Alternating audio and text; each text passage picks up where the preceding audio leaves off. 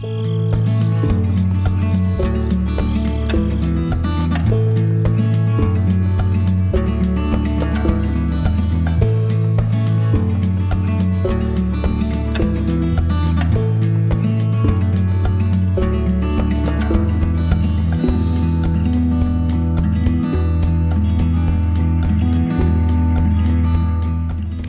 pagi dengan DT di sini.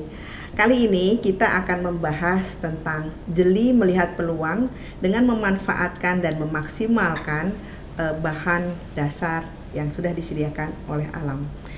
Indonesia kaya akan sumber daya alam, di mana segala sesuatu melimpah ruah di negara kita ini. Bagaimana kita memanfaatkan apa yang tersedia menjadi lebih berguna dan berdaya guna. Di sini kita melihat beberapa produk yang dihasilkan dari satu sumber daya alam, yaitu pohon pisang. Kenapa kita menampilkan pohon pisang? Karena Indonesia memang kaya akan pisang, di mana pisang merupakan suatu buah yang tidak ada habisnya, tidak ada musimnya.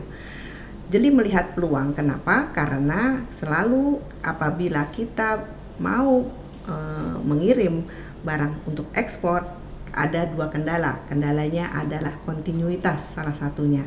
Oleh karenanya kita memilih bahan dasar yang banyak tersedia di Indonesia tanpa ada musim.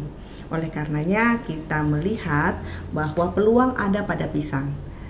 Nah, selain pisang ini kita pergunakan untuk keripik pisang, di mana keripik pisang ini kita bisa olah dalam berbagai varian rasa. Tetapi jangan lupa, selain keripik pisang, kita harus memaksimalkan. Jangan sampai ada yang terbuang. Selain keripiknya, kita mempergunakan bonggol pisang itu sebagai keripik juga. Ini ada olahan keripik yang terbuat dari batang pisang, rasanya sangat enak, menyerupai snack yang sering kita jumpai di pasaran. Kemudian,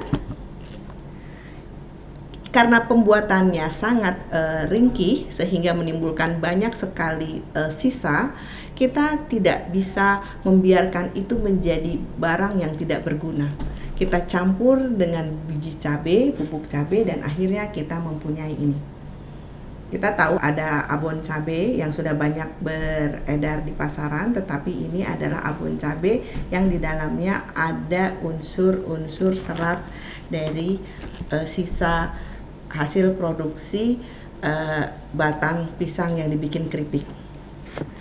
Kemudian kita kupas lagi, di mana apabila pisang kita buka untuk keripik, maka kulit pisangnya bisa kita bikin untuk pupuk cair, di mana pupuk cair ini sudah teruji ya. Pupuk cair yang terbuat dari kulit pisang ini sudah teruji bagus untuk nambah kesuburan daripada tanaman, baik sayuran maupun tanaman hias.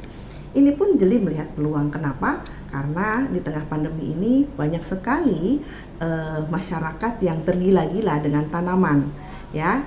Apabila kita mau merawat tanaman, tentunya juga perlu pupuk yang tepat. Nah, ini adalah pupuk alami yang dibuat dari sampah atau limbah keripik pisang. Pengerjaannya juga tidak susah ya. Dan ini ada dua tahapan. Pertama, yang dalam waktu singkat hanya akan berupa pupuk cair saja, sedangkan untuk yang diproses dalam waktu yang agak lama malah bisa kita pergunakan sebagai disinfektan.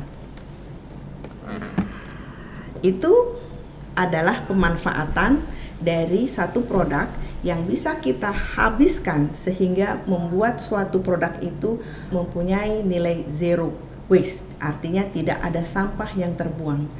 Optimalisasi produk melalui zero waste ini tentu sangat bermanfaat.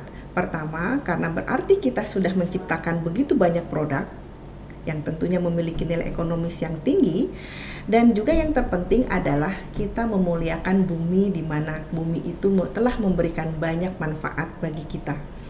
Memberikan manfaat kepada bumi supaya kembali bumi memberikan manfaat kepada kita. Itu adalah satu contoh. Kemudian di sini ada produk juga bawang goreng. Ini pun bawang goreng tidak berhenti pada produk bawang goreng, karena kita akan mengolah sampah dari kulit bawang itu bisa juga kita pergunakan sebagai pupuk cair. Ya.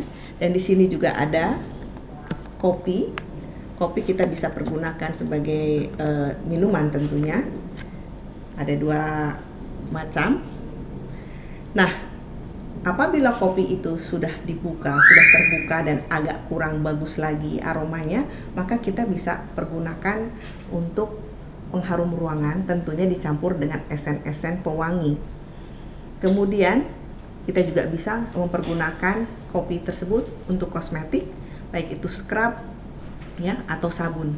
Jadi semua yang tersaji di sini adalah produk-produk dengan nilai ekonomis tinggi dengan konsep zero waste.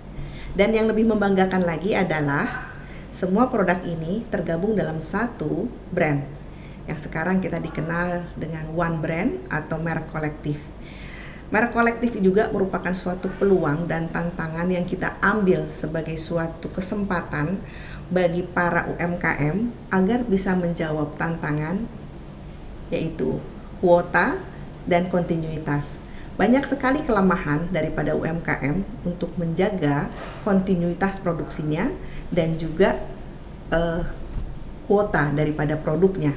Nah, dengan bergabung dalam merek kolektif, maka insya Allah 2 tantangan tersebut bisa kita jawab, di mana selalu ada kontinuitas produk dan ada kuota yang dipenuhi. Merek Lukba adalah merek kolektif dari Perkumpulan Bumi Alumni yang merupakan salah satu pionir dari merek kolektif yang ada di Indonesia. Demikian perbincangan DT kali ini. Salam DT.